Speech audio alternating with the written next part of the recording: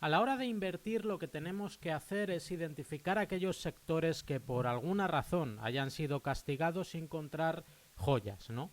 Encontrar joyas que estén baratas y que tengan potencial de subida, ya sea en base a análisis fundamentales y sobre todo mirando lo que sería su negocio y entendiendo su negocio, y en ese momento pues podremos decidir si invertir en ellas es algo que a largo plazo queremos llegar a hacer y pues por poder conseguir altos retornos en lo que sería nuestra cartera de acciones.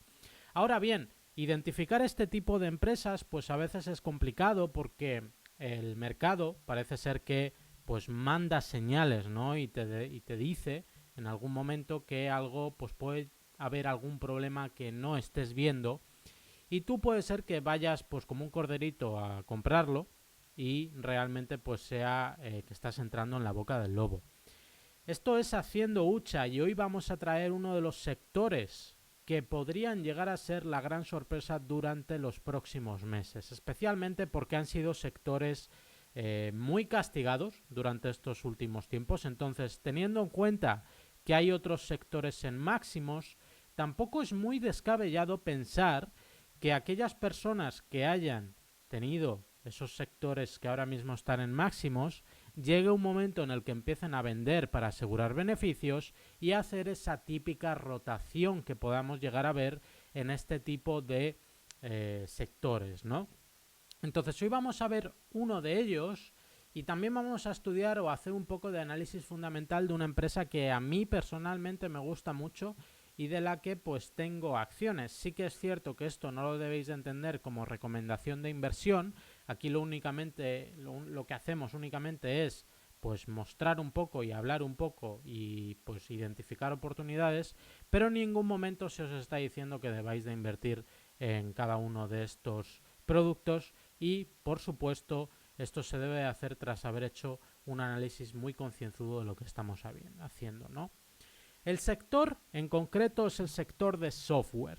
Entonces hay que tener muy en cuenta aquí que el sector de software ha sido castigado mucho durante las últimas meses. Desde agosto de 2025 ha venido en caída y ahora parece ser que está formando lo que podría llegar a ser un suelo. Ahora bien, hay que determinar, sobre todo porque los miedos vienen por la irrupción de la IA, si el modelo de negocio del software as a service va a cambiar.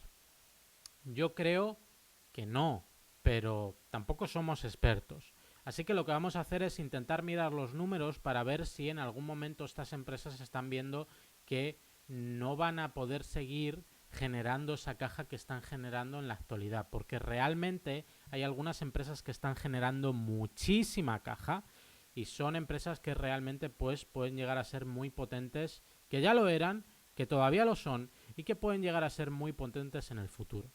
Entonces, para intentar explicar un poco esto con algo más de seguridad, vamos a remitirnos a las palabras de Jensen Huang, que lo que decía en febrero de 2026 es que el mercado está un poco leyendo mal la amenaza de la inteligencia artificial para las compañías de software. Aquí básicamente lo que te viene a decir es que pues él, que es una de las principales personas que está implementando inteligencia artificial y que puede llegar a obtener un poco una visión general de todo lo que conlleva, pues realmente no hay un miedo excesivo a que la inteligencia artificial pueda llegar a reemplazar a este tipo de empresas. Ahora bien, eso fue en febrero de 2026. ¿Por qué? Si en febrero de 2026 ya salió una persona diciendo, una persona que bueno, que le interesa que la inteligencia artificial siga, ¿no? En todo este tema de para vender más memoria. ¿Por qué en febrero de 2026 se dijo esto y estamos a julio de 2026 y veremos cómo las acciones de este tipo de empresas pues no acaban de despegar? Aquí estamos hablando de que este es el ETF de IGV, que lo que hace es congregar a todas esas empresas que se dedican a software y pues las gestiona en un ETF, ¿no? Entonces vemos como en octubre llegaron a su máximo y de repente el ETF en cosa de poco tiempo llegó a mínimos en febrero cuando salieron los comentarios de Jensen Huang diciendo que, bueno, que no era para tanto y que el mercado lo estaba leyendo mal. Entonces ahí vimos un pequeño repunte, pero luego volvimos a bajar pues alrededor de lo que sería por el momento de la guerra de Irán y también en el momento en el que también pues Anthropic empezó a presentar algunos modelos. Luego hubo otro rebote aquí, ha vuelto a bajar y ahora está rebotando de nuevo. Entonces tenemos que tener en cuenta que es renta variable. Entonces esa volatilidad pues la podemos llegar a entender y sobre todo en mercados como el estadounidense donde parece ser que todo está subiendo un 100%. Ahora bien, ¿es un buen momento ahora mismo para entrar a lo que sería este tipo de ETFs o empresas? Bueno, los máximos fueron en 117, ahora mismo estamos sobre 90, entonces todavía nos queda una subida de un 15 o un 20% aproximadamente para llegar a máximos de nuevo. Y sí que es cierto que se te puede ir otra vez a testear mínimos que estarían por esta zona, ¿no? Los 75. Entonces hay que tener cuidado. Sí que es cierto que, bueno, habrá que analizar un poco a largo plazo qué es lo que se quiere hacer, pero si nos fijamos un poco a largo plazo, pues estaríamos pensando en algo que todavía tiene capacidad. Ahora bien, la capacidad para esto seguir incrementándose va a depender de la capacidad que tengan las empresas para generar negocio. Así que, si bien es cierto que si tiramos aquí unas líneas y no somos fan de las líneas, pero si tiramos aquí unas líneas está claro que hay un soporte en esta zona de 76-77 que en el caso de que vuelva a visitar esa zona pues nos podríamos llegar a valorar, comprar, ¿no? Básicamente. Y bueno, pues habría que ver si tiene fuerza de nuevo para volver a testear los últimos máximos que vimos en el último rebote. Entonces ahí está peleando con esa media de, creo que es la de 200 sesiones, la más clarita. No, la de 100 sesiones, no, la de 200 sesiones es la más clarita. Y veremos a ver si la rompe en algún momento. Ahí ya ha habido un rechazo, entonces habrá que ver cómo se desarrolla. Pero vamos a estudiar un poco los fundamentales, ¿no? Porque al final estos son gráficos que no nos dicen mucha información, sí que nos puede identificar un poco puntos de entrada, puntos de salida, pero no deberíamos de basarnos en eso. Entonces, la empresa que vamos a analizar es una empresa que a mí me resulta muy atractiva desde un punto de vista de inversión y es Salesforce. Salesforce tenemos que pensar que es una empresa que apoya al proceso de ventas.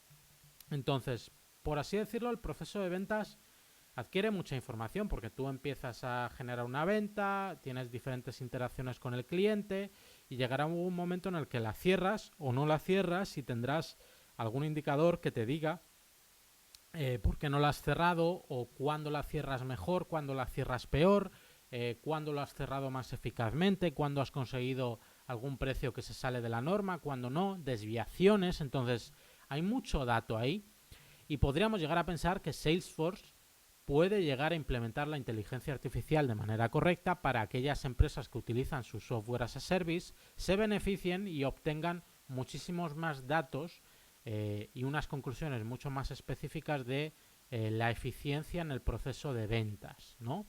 Entonces vamos a ver un poco el balance sheet de la sociedad, las operaciones y todo esto para ver si realmente es una empresa en la que deberíamos de invertir.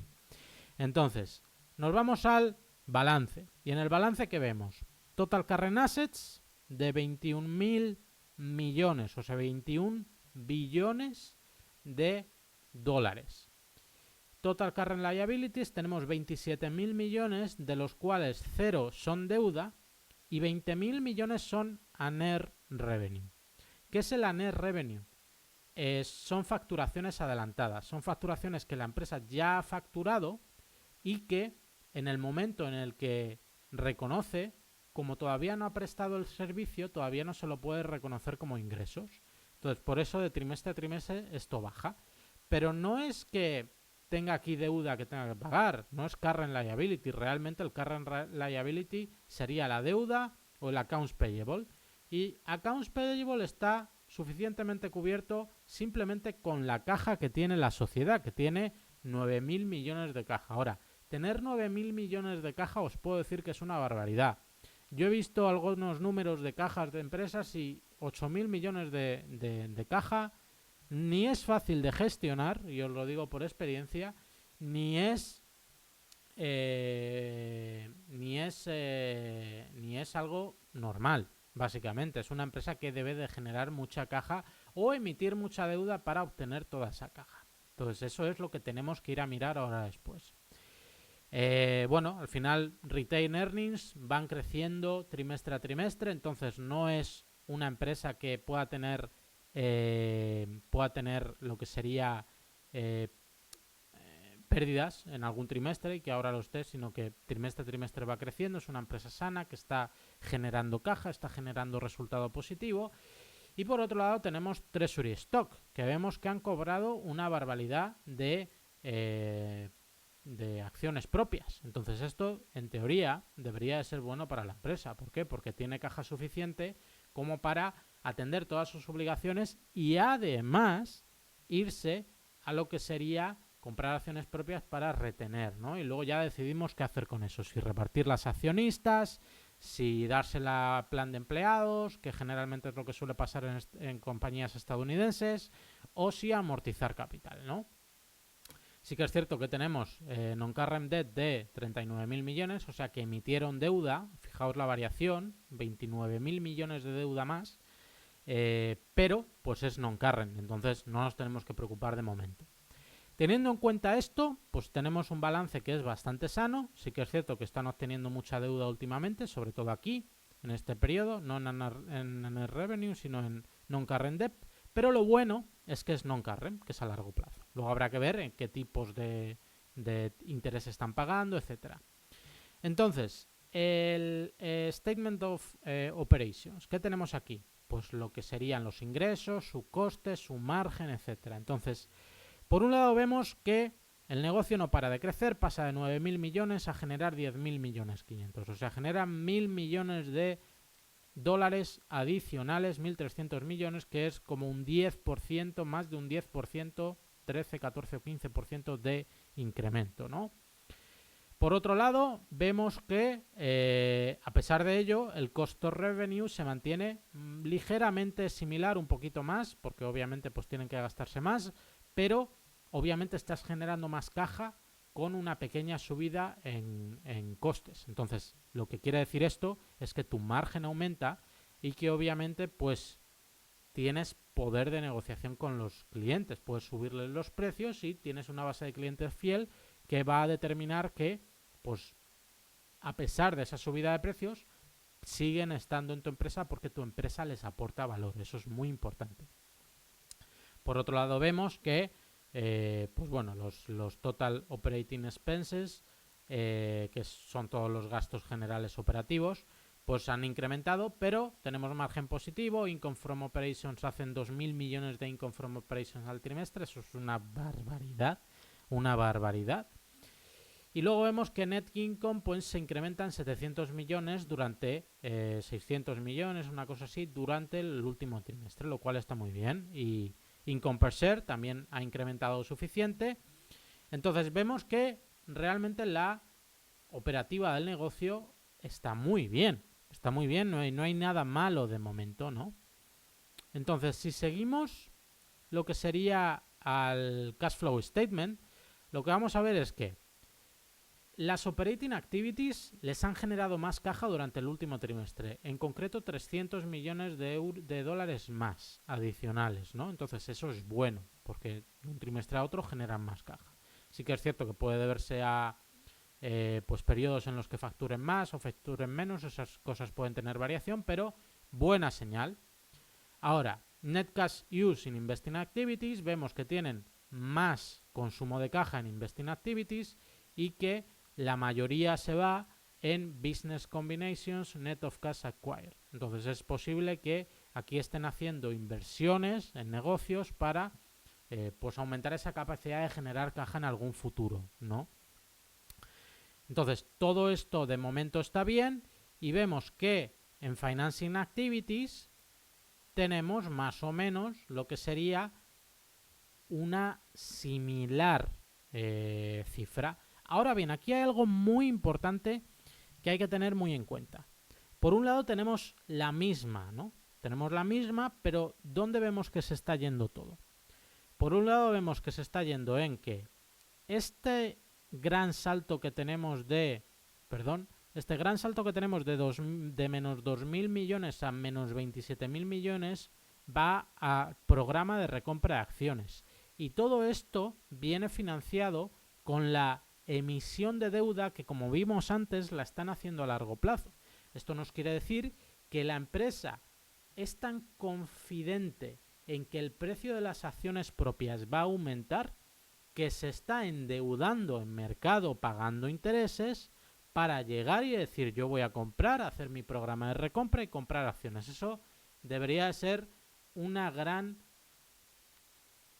algo muy bueno que mandas al mercado diciendo oye, estoy baratísimo y lo que voy a hacer es endeudarme con bancos para comprar más acciones, lo cual pues es una señal verde brutal.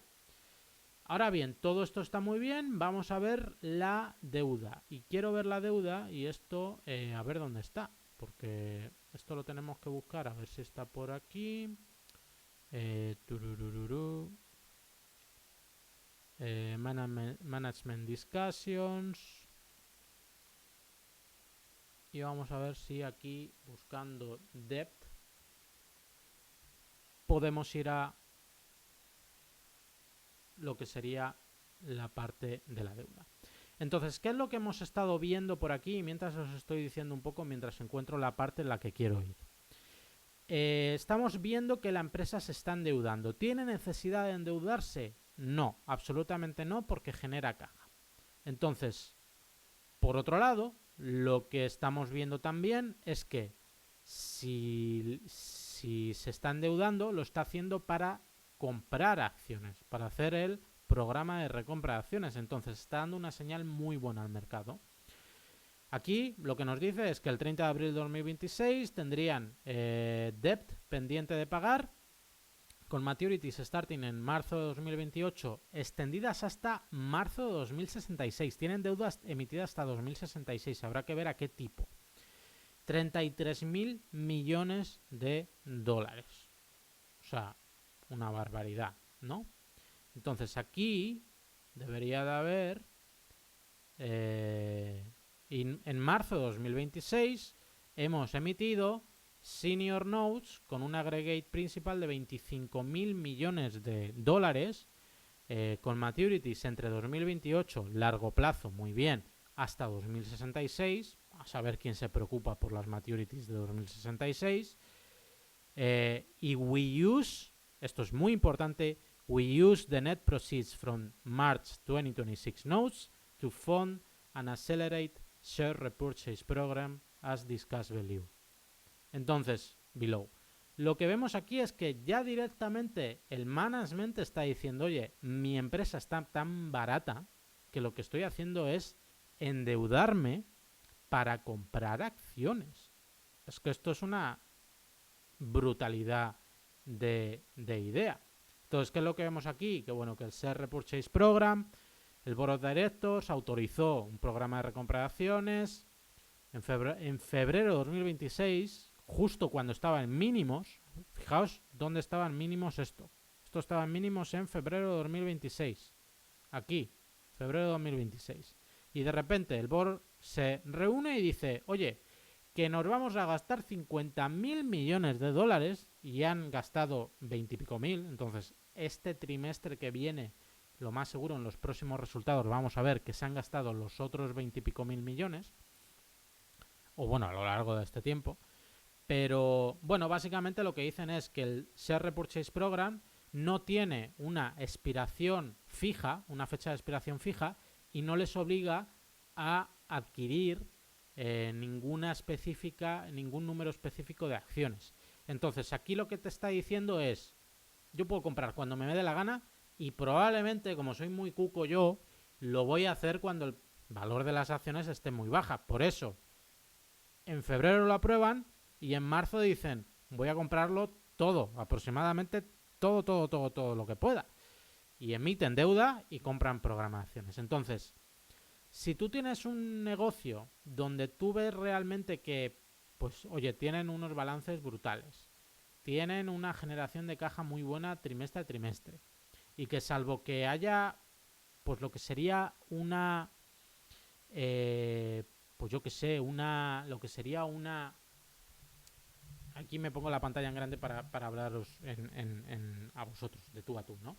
Entonces estamos viendo que la empresa pues está gastando mucho dinero, está yendo al mercado, está pidiendo prestado y está diciendo, oye, con todo este dinero no voy a hacer otra cosa que sea recomprar acciones. Estamos viendo que el negocio está generando caja trimestre a trimestre, se están batiendo récords, están aumentando pues lo que sería el guidance, todo noticias positivas.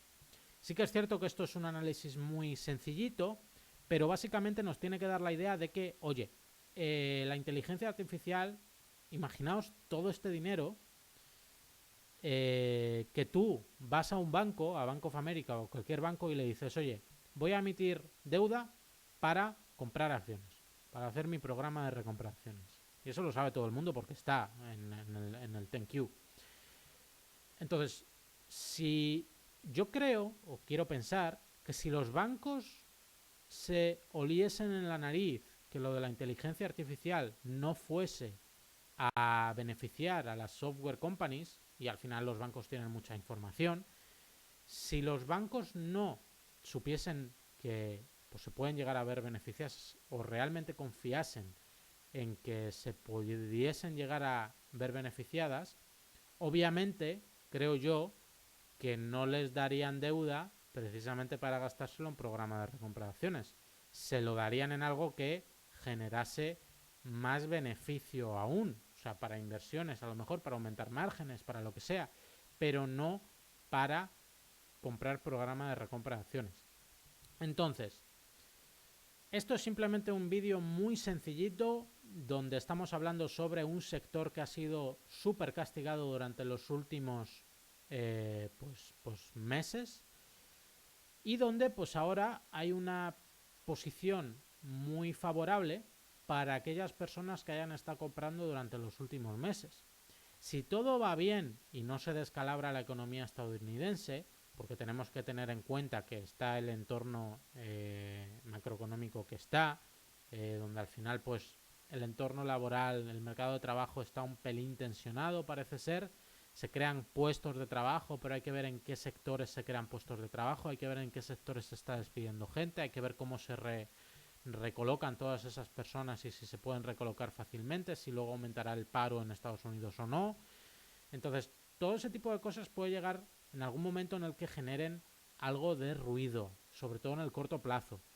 Pero si están emitiendo deuda a tan largo plazo, realmente es porque apuestan por la inteligencia artificial y lo más importante es que los bancos están de acuerdo en prestar todo ese dinero para que se dedique a comprar programa de recompra de acciones, a comprar acciones propias.